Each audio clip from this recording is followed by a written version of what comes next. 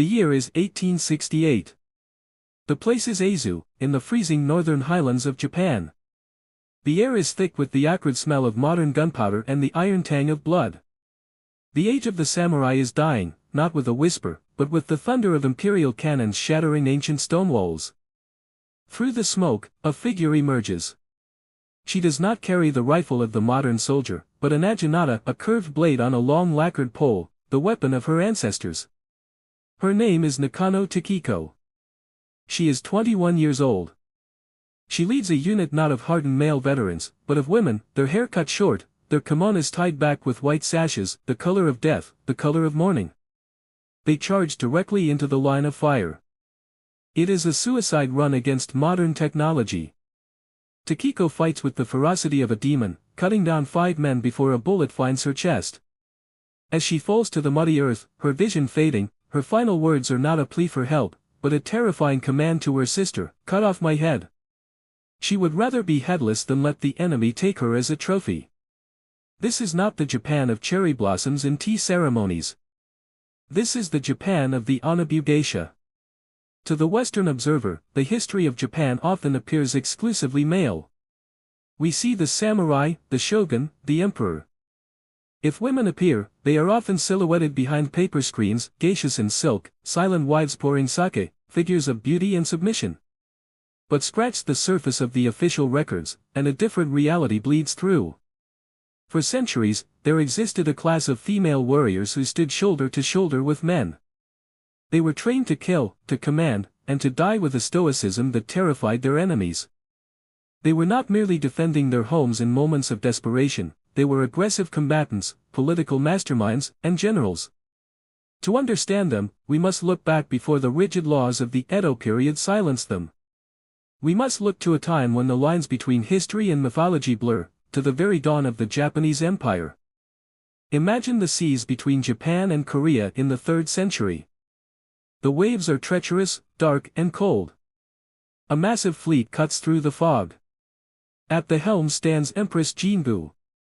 The legends say she was pregnant, carrying the future Emperor Ajin. To delay her labor and lead her troops to conquest, it is said she tied heavy stones into her sash to block the birth, carrying the child for 3 years until the war was won. While historians debate the accuracy of the invasion, the symbol remains potent. Jingu was not a passive vessel for a royal heir, she was a conqueror. She was considered a living vessel of the gods, eventually becoming the first woman to be featured on a Japanese banknote in 1881. Yet, even in this honor, there is a ghostliness, no actual portrait of her exists, only the conjecture of artists centuries later. She is a phantom queen, setting a precedent that would echo for 1,000 years. In Japan, the spirit of the warrior has no gender. Fast forward to the late 12th century. The Genpei War. A civil conflict so brutal it reshaped Japan forever. The mud of the battlefields is churned by thousands of hooves. Here, we encounter the most terrifying figure of them all, Tomoe Gozen. The tale of the Heike, the great war epic of Japan, does not describe her as a beauty to be hidden away. It describes her as a warrior worth 1,000 soldiers, capable of confronting demons or gods.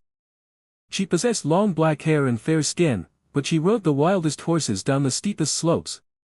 Visualize the Battle of Aizu in 1184. Her lord, Kiso Yashinaka, is defeated. His army is broken. He orders Tomoe to flee, perhaps unable to bear the shame of dying alongside a woman, or perhaps wishing to save her. But Tomoe refuses to leave without one final act of violence. She spots a famous enemy warrior, Anda no Hachiro, known for his immense strength. She does not shoot him from afar. She charges him. In a display of raw, visceral power, she drags him from his horse, pins his head against the pommel of her saddle, and twists. She decapitates him with her bare hands and a short blade, tossing his head aside like refuse before riding into the eastern mist. This is the visceral reality of the Onna-Bugeisha. They did not fight with the dainty elegance of a court dance. They fought with the brutal efficiency of butchers. But warfare is not always about the sword. Sometimes, the most dangerous weapon is the mind. As the Kamakura period solidified military rule, another woman rose, not on the battlefield, but in the dark corridors of power. Her name was Hōjō Masako. History remembers her as the Nun Shogun. After the death of her husband, the first shogun Minamoto no Yoritomo, Masako did not fade into obscurity. She shaved her head and took the robes of a Buddhist nun, but this was no retirement. It was a transformation. From behind the screen, she orchestrated the rise and fall of men. When her own son proved a weak ruler, she conspired against him. When her father, Hōjō Tokumasa, plotted against her interests, she ousted him, forcing him into exile. In 1221, during the Jokyu War, the Emperor Go-Toba rebelled against the shogunate. Panic swept through the warrior class in Kamakura. These men, pardoned killers, were terrified of opposing the emperor, a living god. It was Masako who stood before them. Imagine the scene. A solitary woman in nun's robes facing a sea of armed samurai. Her voice cuts through their fear. She reminds them that their loyalty belongs to the shogunate that gave them their land and their dignity, stating their debt was higher than mountains and deeper than the sea. Her words rallied the army. They marched, they fought, and they won. Hōjō Masako proved that a woman could rule a nation of warriors not by lifting a blade, but by sheer force of will. However, as the centuries ground on, a slow suffocation began. The peace of the Edo period brought with it the strict hierarchy of Neo-Confucianism. The role of women contracted. The naginata, once a weapon of war, became a tool for moral discipline, a way to train the spirit rather than the body. The warrior women were pushed into the domestic sphere, transformed into baby machines, their martial heritage polished away like rust from a neglected blade. But the spirit did not die. It lay dormant, waiting for the world to break again. We return now to where we began. The year 1868. The Castle of Aizu. The final gasp of the samurai order. Inside the besieged castle, the situation is apocalyptic. The shelling is incessant, over 1,000 cannonballs strike the fortress in a single day. The air inside is stifling, smelling of unwashed bodies, smoke, and fear. Here we find Yin Izuma, often called the Joan of Arc of the period. She is the daughter of a gunnery instructor. While other women cook rations, Ye cuts her hair short and puts on her brother's uniform. She arms herself with a Spencer repeating rifle, a modern weapon for a modern war. The scenes she witnessed were straight out of a nightmare. She recounts the blistering heat of the kitchen, where women made rice bowls for the soldiers. The rice was so hot it blistered their hands instantly, skin peeling away as they worked, dipping their raw palms into cold water to keep going. But the true horror was in the corridors. Ye walked the dark halls by candlelight, stepping over what she thought were sleeping soldiers. Only when she lowered the flame did she realize they were corpses, lined up because there was nowhere else to put them. The psychological toll was immense. Women carried daggers in their sashes, not to fight the enemy, but to kill themselves. They lived in terror of capture.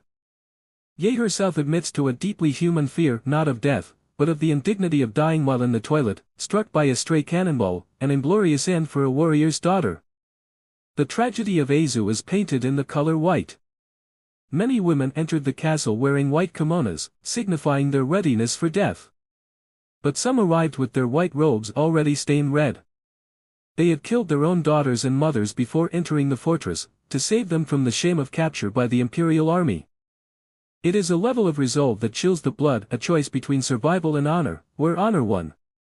When the smoke finally cleared and the Meiji Restoration modernized Japan, these stories were inconvenient. The new government wanted a modern, westernized nation. The Onna-Bugeisha were an embarrassment, a relic of a barbaric past. They were written out of the textbooks, their naginatas replaced with sewing needles, their history sanitized. But walk through the graveyards of Aizu today. Look at the moss-covered stones under the pine trees. Or listen to the wind howl through the mountain passes where Tomoe Gozen once rode. History is often said to be written by the victors. In Japan, it was written by men. But the Onna-Bugeisha remind us that there is always another history, hidden in the margins, written in blood and silence. They were not merely exceptions to the rule. For centuries, they were the ruled guardians of a code that demanded everything, even their lives, but never their submission.